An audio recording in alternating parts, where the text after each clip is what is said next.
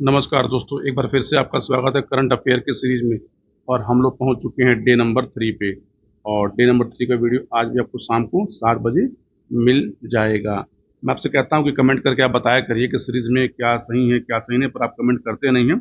लेकिन आपसे वादा है तो 1 महीने के करंट अफेयर सीरीज को मैं कंप्लीट करा दूंगा। तो चलिए शुरू करते हैं। आज का पहला क्वेश्चन क्या है कि मार्च 2025 में गेम डेवलपर्स कॉन्फ्रेंस GDC 2025 कहाँ आयोजित हुई?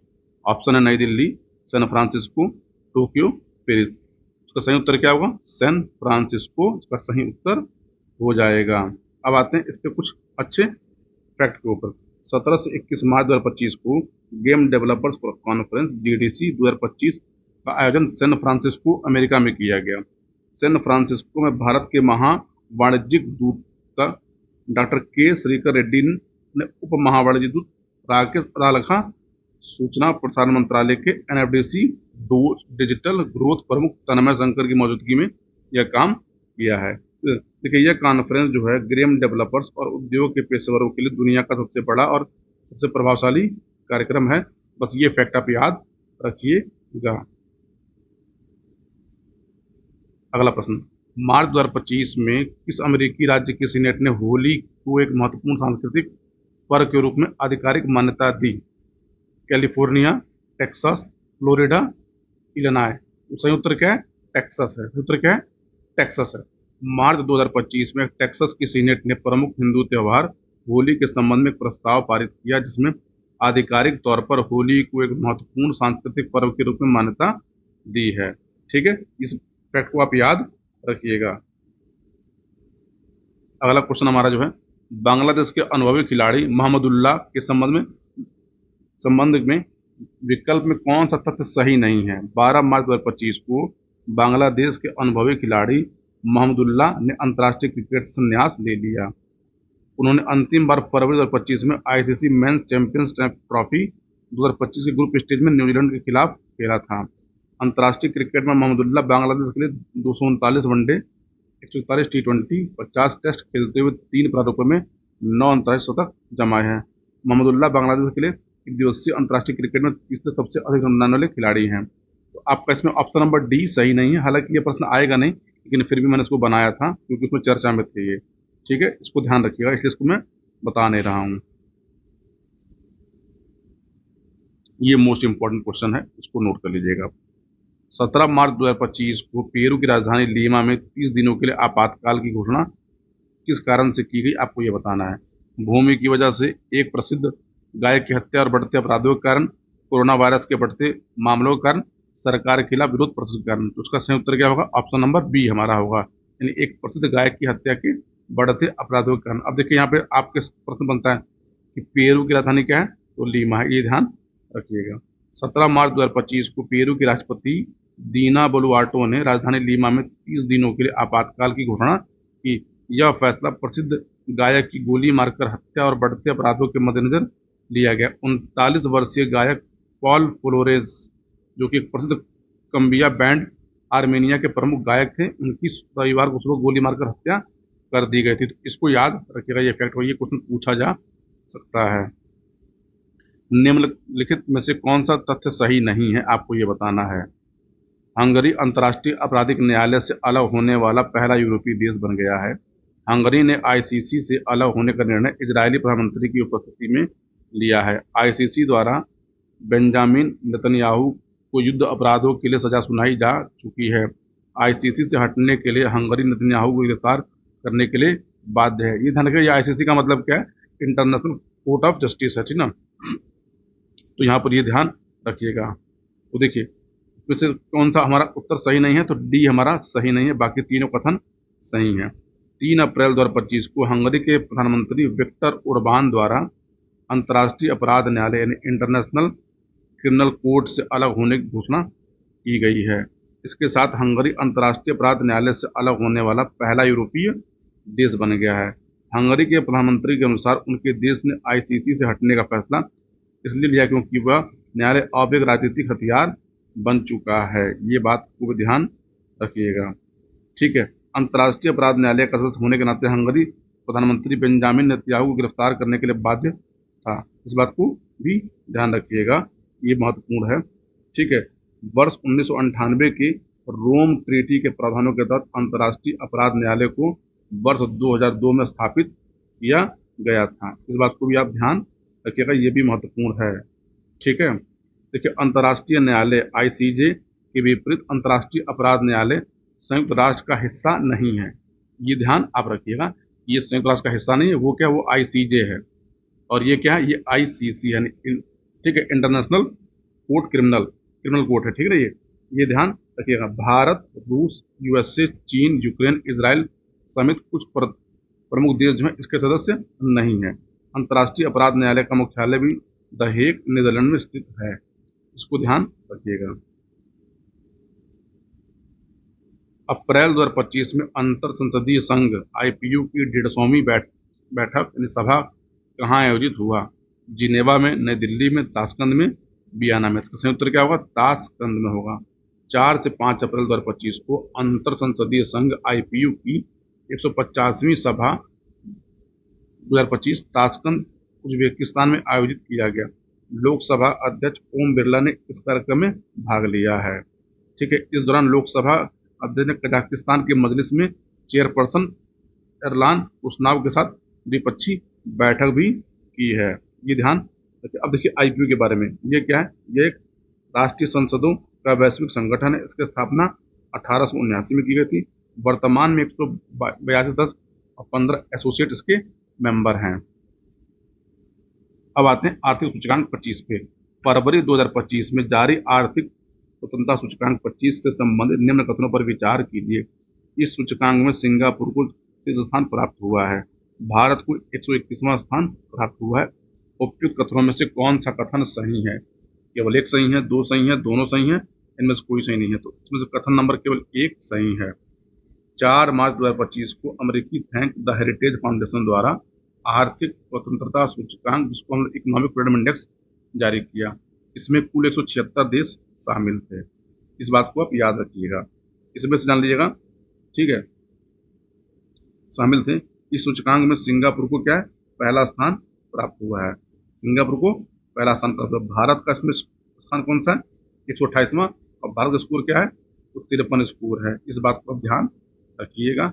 बाकी आपको और जाने, इसमें अगर और जानना हो तो देखिए हमारे जो पड़ोसी देश हैं, भूटान को 102, चाइना को 151, नेपाल को 131, श्रीलंका को 148, बांग्लादेश को 122वां और पाकिस्तान को 150वां स्थान प्राप्त हुआ है। अगर बना के पूछना स्टेटमेंट क्वेश्चन तो यहाँ से बना के पूछा जा सकता है कि भारत का स्थान 128वां, भारत के पड़ोसी देशों का स्थान भारत से बेहतर है। तो ये कथन दूसरा क्या होगा? गलत हो जाएगा। वैश्विक आतंकवाद सूचकांक 2025। मार्च 2025 में जारी वैश्विक आतंकवाद सूचकांक से संबंधित निम्न कथनों पर विचार कीजिए। इस सूचकांक में 163 देशों में आतंकवादी गतिविधियों का तुलनात्मक अध्ययन किया गया। आतंकवाद से संबंधित प्रभावित देशों की इस सूची में बुर्किना फासो शीर्ष स्थान पर है। इस सूचकांक में भारत 7वां स्थान प्राप्त हुआ है। कौन सा कथन सही है, हमको ये बताना है। केवल एक सही है, केवल दो सही है, केवल एक और 3 सही है, या फिर सब सही है? तो इसमें से केवल हमारा ऑप्शन नंबर 1 सही है, यानी कथन नंबर 1 सही है। 22 मार्च 2025 को Institute for Economic and Peace यानी आईईपी द्वारा वैश्विक आतंकवाद सूचकांक 2025 जारी किया गया और इसका ये 12वां संस्करण है। पहली बार 2012 में जारी किया गया था। इस बात को आप ध्यान रखिएगा। ठीक है, बाकी के देखिए, अब इसमें देखिए जो सबसे ज़्यादा प्रभावित देश हैं वो बुर्किना फासो है, पाकिस्तान है, फिर सीरिया है, फिर माली है, फिर नाइजर है। इस शुरू के 3 याद रखिएगा कि उसके साथ क्रम लगाने को दे दिया जाए। इस सूची में भारत का स्थान कौन सा है? 14वां। स्कोर क्या है? 6.441। ठीक है, हमारे जो पड़ोसी देश हैं उनकी हालत हमसे भी खराब है, ये बात को ध्यान रखिएगा। अप्रैल 2025 में बिमस्टेक कृषि मंत्रियों की तीसरी बैठक 2025 कहाँ आयोजित हुई? नई दिल्ली, काठमांडू, जयपुर, बैंकॉक। इसका सही उत्तर क्या होगा? काठमांडू। 8 से 9 अप्रैल 2025 को बिमस्टेक कृषि मंत्रियों की तीसरी बैठक 2025 काठमांडू, नेपाल में आयोजित हुई।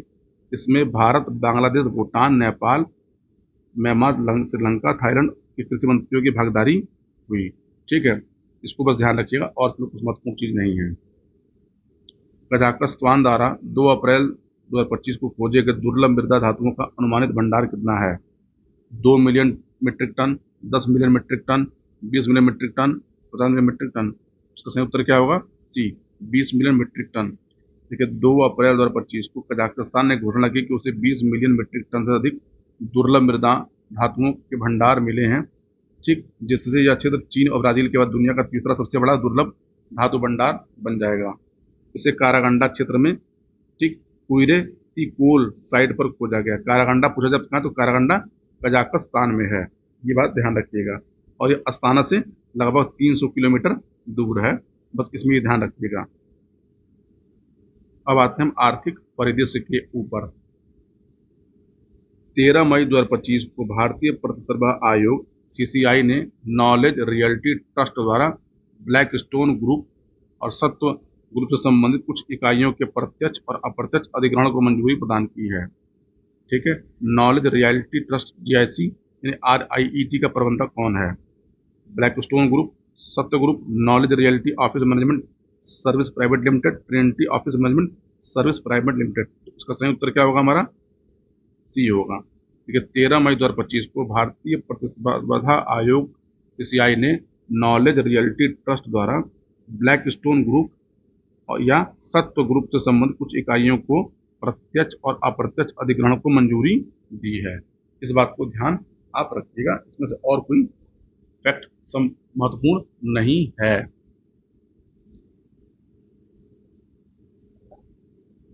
13 मई 2025 को भारतीय प्रतिस्पर्धा आयोग ने किस कंपनी द्वारा EPL लिमिटेड में 24.9% इक्विटी शेयर पूंजी के अधिग्रहण को मंजूरी प्रदान की है? Tata group, Indorama, Netherland BV, Reliance industry, Adani group. तो सही उत्तर क्या होगा? ऑप्शन नंबर हमारा बी हो जाएगा।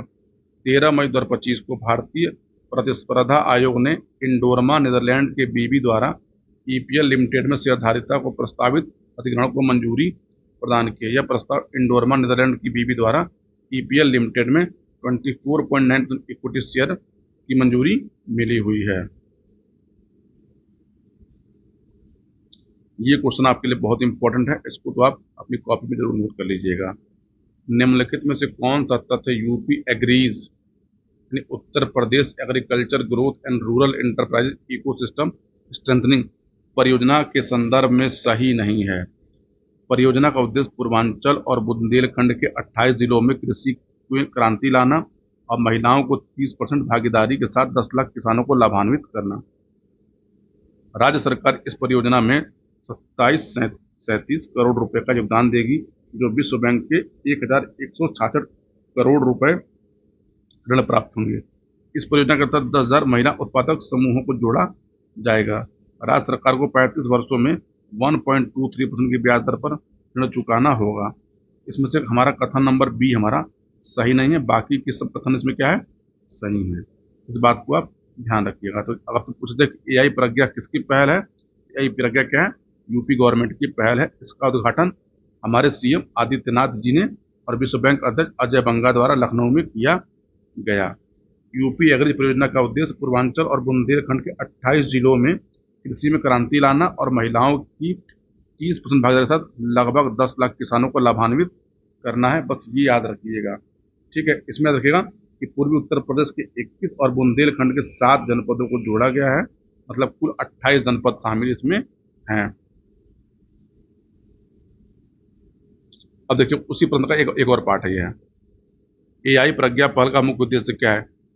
कृषि क्षेत्र का विकास, 10 लाख युवाओं को AI और डिजिटल प्रौद्योगिकी में प्रशिक्षित करना, ग्रामीण क्षेत्रों में शिक्षा का प्रसार, जल संसाधनों का प्रबंध। तो उसका सही उत्तर क्या होगा? हमारा बी हो जाएगा। बाकी इसका व्याख्या को मैं बता ही चुका हूं। आते अगले प्रश्न के ऊपर। यह प्रश्न भी आपके लिए बहुत इंपॉर्टेंट है, इसको भी आप नोट करिएगा। निम्न कथनों पर विचार कीजिए।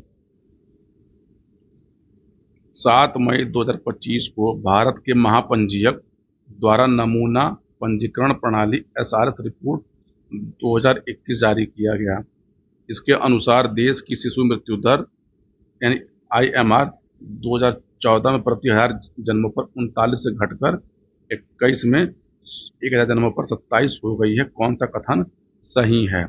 केवल एक सही है, दो सही है, कि दोनों सही है, कि इनमें से कोई सही नहीं है? हमारा ऑप्शन क्या होगा?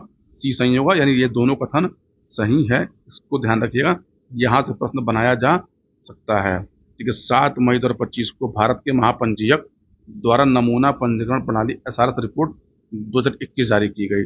इस रिपोर्ट के अनुसार भारत में प्रमुख मातृ एवं शिशु स्वास्थ्य संकेतकों में उल्लेखनीय सुधार हो रहा है। ठीक है, यानी 2015 14 16 में प्रति लाख जन्मों पर जो मृत्यु थी 130 से 37 से घटकर 93 हो गई थी, और उसके बाद भी क्या है, तो फिर और कम हो गई है।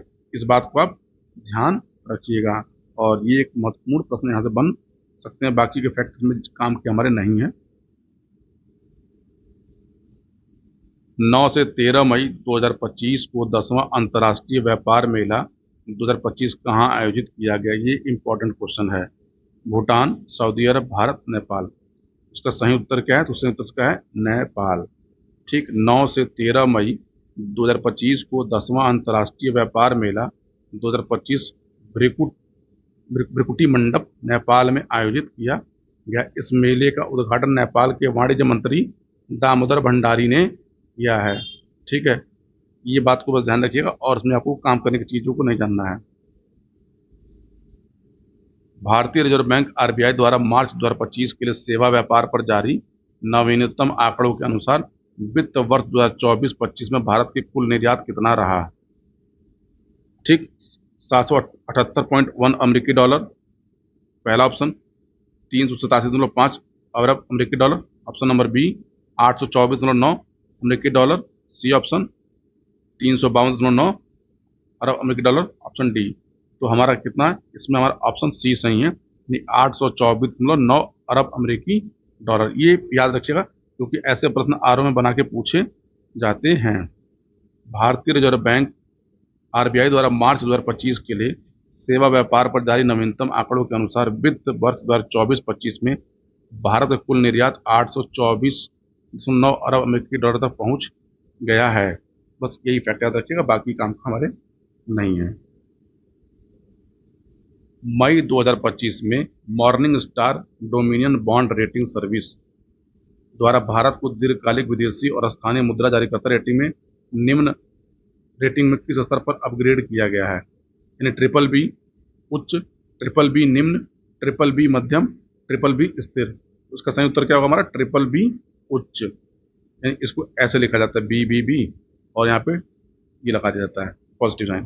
तो मई 2025 में global sovereign credit rating agency morning star dominion bond rating service ने भारत को दीर्घकालिक विदेशी और स्थानीय मुद्रा जारीकर्ता रेटिंग में ट्रिपल बी निम्न से स्थिर प्रवृत्ति के साथ बीबीबी में अपग्रेड कर दिया है। इस बात को ध्यान आप रखिएगा। ठीक है, सॉरी, इसका उत्तर जो है डी होगा, यहाँ पे गलत टाइप हो गया, स्थिर में किया है।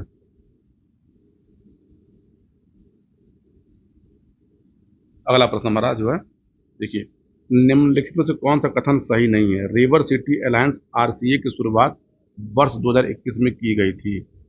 एनएमसीजी द्वारा 2025 के अनुमोदित योजना का मुख्य उद्देश्य ग्रामीण नदी योजनाओं का संवर्धन है। आरसीए के अंतर्गत वर्ष रिवर सेंसिटिव मास्टर प्लानिंग प्रशिक्षण कार्यक्रमों का आयोजन किया जाएगा।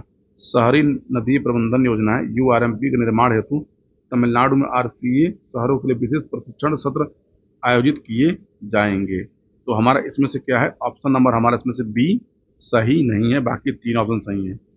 देखिए, अप्रैल 2025 में राष्ट्रीय स्वच्छ गंगा मिशन, जिसको हम शॉर्ट फॉर्म में एनएमसीजी, ने रिवर सिटी अलायंस के तहत वर्ष 2025 के लिए एक महत्वाकांक्षी कार्य योजना की मंजूरी दी है, जिसका उद्देश्य क्या है?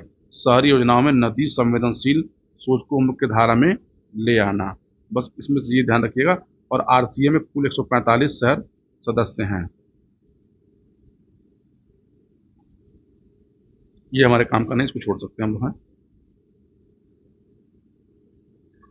ये तो आप लोगों ने न्यूज़ में सुना ही होगा, लेकिन फिर भी इसको देख लेते हैं।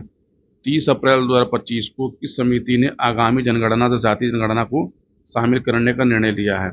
नीति आयोग, आर्थिक मामलों की समिति, राजनीतिक मामलों की मंत्रिमंडल समिति, सांख्यिकी आयोग। इसका सही उत्तर क्या होगा? ऑप्शन सी होगा, राजनीतिक मामलों की मंत्रिमंडलीय समिति। 30 अप्रैल 2025 को राजनीतिक मामलों की मंत्रिमंडल समिति ने निर्णय लिया है कि आगामी जनगणना में जाति जनगणना को भी शामिल किया जाएगा। अनुच्छेद 246 के तहत जनगणना एक संघीय विषय है, यानी संघ सूची का विषय है। संविधान की 7वीं अनुसूची में संघ सूची के क्रमांक नंबर 69 पे ये आता है। ये दोनों फैक्ट याद रखिएगा, ये प्रश्न पूछ सकते हैं। ठीक है, ये ध्यान रखिएगा। और जनगणना कराना क्या है, तो ये केंद्र का काम है, राज्यों का काम नहीं है।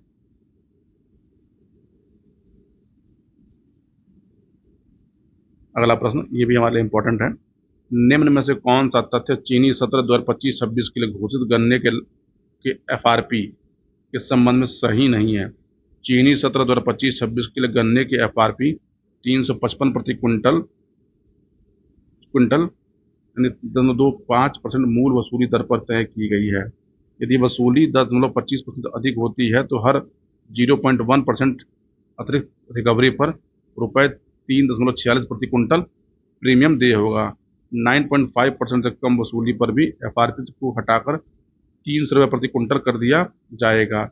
इस एफआरपी का निर्धारण सीएसीपी की सिफारिश और राज्य सरकारों की परामर्श के बाद किया गया है। तो ऑप्शन नंबर हमारा इसमें सी सही नहीं है।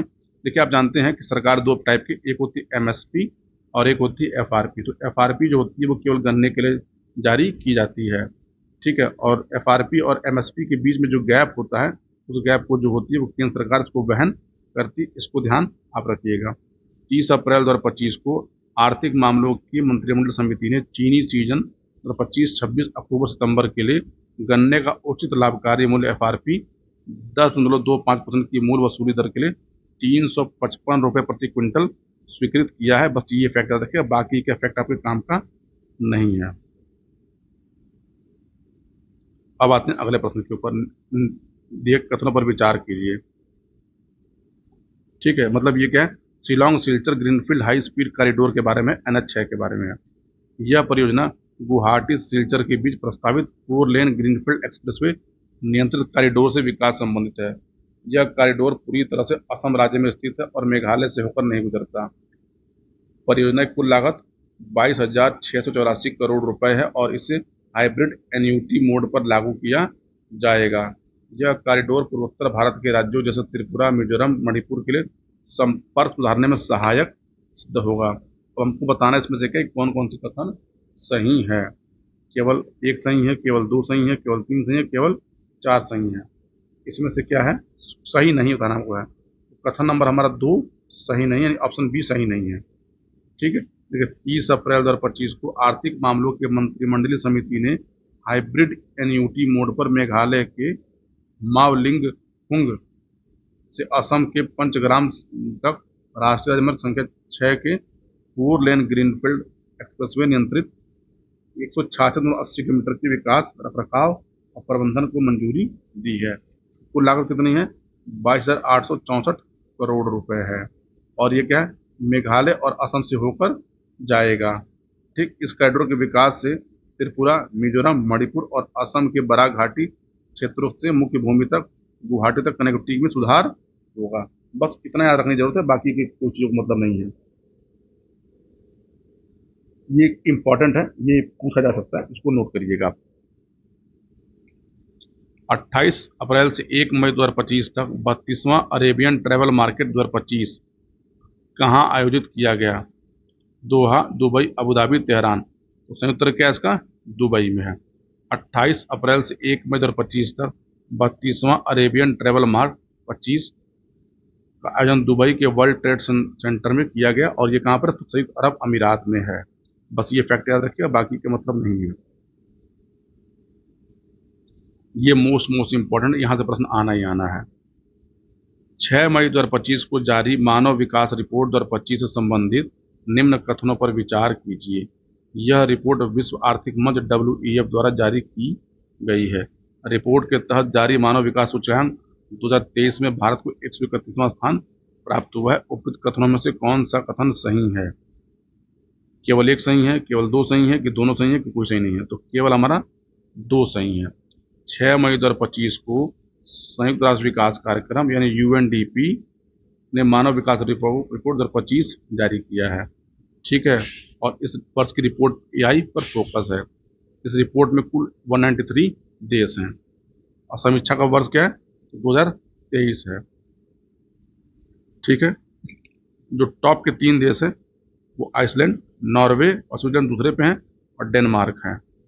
ठीक। लास्ट में जो सबसे आते हैं वो है साउथ सूडान, सोमालिया और सेंट्रल अफ्रीकन आते हैं। अब आते हैं भारत की स्थिति, देखिए क्या है। HDI 2023 में भारत और बांग्लादेश को संयुक्त रूप से 130वां स्थान मिला था। स्कोर क्या था, 0.685 हुआ था। 2022 में भारत का स्थान कितना था, 134वां था और स्कोर क्या था, 0.6644 था। ठीक है, ये बात को ध्यान आप रखिएगा। ठीक है। और HDI की अवधारणा का विकास पाकिस्तानी असादरी महबूब उल हक और नोबेल पुरस्कार विजेता अमर सेन ने किया था। ये भी एक इम्पोर्टेंट क्वेश्चन है, इसको भी ध्यान रखिएगा। मई 2025 में भारत सरकार के शिक्षा मंत्रालय ने भारतीय विदेश व्यापार संगठन यानी संस्थान नई दिल्ली को गुजरात के गांधीनगर स्थित गिफ्ट सिटी में एक ऑफ कैंपस सेंटर स्थापित करने को मंजूरी दी। IIFT का यह नया कैंपस सेंटर किसके नियमों के तहत स्थापित किया जाएगा, राष्ट्रीय शिक्षा नीति 2020, विश्वविद्यालय अनुदान आयोग UGC विनिमय 2023, भारतीय शिक्षा परिषद अधिनियम 2022, तकनीकी शिक्षा अधिनियम 2021। तो देखिए, जब कोई विश्वविद्यालय बनेगा भारत में, स्थापित होगा, तो याद रखिएगा विश्वविद्यालय हमेशा जो होता है वो विश्वविद्यालय अनुदान आयोग के तहत होगा। अगर कोई विदेशी आएगा उसके लिए विशेष एक एक्ट लाना होता है। तो देखिए, UGC का एक्ट जो है 1956 है। 1956 जो है भारतीय विश्वविद्यालयों पर लागू है। विदेशी विश्वविद्यालयों के लिए क्या क्या था, तो विनिमय एक्ट 2023 लाया गया था। इसलिए हमारा ऑप्शन नंबर बी यहाँ पर सही हो जाता है। मई 2025 में भारत सरकार ने शिक्षा मंत्रालय ने भारतीय विदेश व्यापार संस्थान नई दिल्ली को गुजरात के गांधीनगर स्थित गिफ्ट सिटी में एक ऑफ कैंपस सेंटर स्थापित करने को मंजूरी दी है। और किस एक्ट के तहत, तो UGC एक्ट 2023 के तहत। बस ये बात ध्यान रखिएगा। हाँ, अगला प्रश्न देखिए है कि 5 मई 2025 को भारत के किस मंत्रालय ने राजस्थान के कोटा और ओडिशा में पुरी में ग्रीनफील्ड हवाई अड्डे की स्थापना को सैद्धांतिक मंजूरी प्रदान की है। पर्यावरण मंत्रालय, नागरिक उड्डयन मंत्रालय, सड़क परिवहन मंत्रालय, आवास और शहरी मामलों के मंत्रालय। तो हमारा उत्तर इसमें क्या होगा, बी सही हो जाएगा। देखिए, ग्रीन फील्ड का मतलब क्या होता है, जहाँ पे एकदम जीरो शुरुआत की जाए उसको बोलते हैं ग्रीन फील्ड। ठीक। 5 मई 2025 को भारत सरकार के नागरिक उड्डयन मंत्रालय ने राजस्थान के कोटा और उड़ीसा के पुरी में ग्रीनफील्ड हवाई अड्डों की स्थापना को सैद्धांतिक रूप से मंजूरी प्रदान की है। बस ये फैक्ट याद रखिएगा। ये काम का नहीं, इसको छोड़ देते हैं, ये आएगा नहीं, ये भी हम लोग छोड़ सकते हैं। देखिए, जो इंपॉर्टेंट मैं वो करा रहा हूँ। हाँ, ये एशियाई विकास बैंक 4 से 7 मई 2025 को एशियाई विकास बैंक ADB की बोर्ड ऑफ गवर्नर्स की 58वीं वार्षिक बैठक 2025 कहाँ आयोजित हुई है, नई दिल्ली, मिलान, बीजिंग, पेरिस। इसका सही उत्तर क्या होगा, मिलान में होगा। मिलान कहाँ पे, तो इटली में है। 4 से 7 मई 2025 को एशियाई विकास बैंक ADB के बोर्ड ऑफ गवर्नर्स की 58वीं वार्षिक बैठक 2025 इटली के मिलान में आयोजित हुई। इस बैठक में ADB के बोर्ड ऑफ गवर्नर्स के आधिकारिक प्रतिनिधिमंडल और ADB के सदस्य शामिल इसमें हुए थे। ठीक है। इस बैठक के अवसर पर श्रीमती सीतारमण ADB के अध्यक्ष, अंतर्राष्ट्रीय कृषि विकास कोष के अध्यक्ष और जापान अंतर्राष्ट्रीय सहयोग बैंक के गवर्नर के साथ बैठक किया है। ये एक इम्पोर्टेंट क्वेश्चन, इसको आप नोट कर लीजिएगा। 2 मई 2025 को भारत में MSME की प्रतिस्पर्धात्मक बढ़ाने पर एक रिपोर्ट जारी की गई। इस रिपोर्ट को नीति आयोग ने प्रतिस्पर्धात्मक संस्थान के सहयोग से तैयार किया है। उपयुक्त कथनों में से कौन सा कथन सही है, केवल एक सही है, केवल दो सही है, कि दोनों सही है, कि इनमें से कोई सही नहीं है। ऑप्शन यहाँ पे हमारा सी सही है, दोनों कथन ये सही है। 2 मई 2025 को भारत में MSME की प्रतिस्पर्धात्मक बढ़ाने पर एक रिपोर्ट जारी की गई। रिपोर्ट में वित्त पोषण, कौशल, नवाचार और बाजार पहुंच में व्यवस्थित सुधारों के माध्यम से भारत की सूक्ष्म और मध्यम उद्यमों को उजागर करने के लिए एक विस्तृत ब्लूप्रिंट रिपोर्ट जारी की गई। बस ये ध्यान रखिएगा और कुछ नहीं है। तो चलिए, आज के लिए यहीं पर रोकते हैं। आज का वीडियो थोड़ा सा छोटा है और कल का वीडियो लंबा रहेगा। तो आप बताइएगा कैसा आपको लग रहा है, कमेंट करके अपना रिप्लाई ज़रूर दीजिएगा। तो मिलते हैं कल शाम को 7 बजे। तब तक के लिए अपना ध्यान रखिए। पूरा वीडियो देखने के लिए आप सभी को बहुत बहुत धन्यवाद।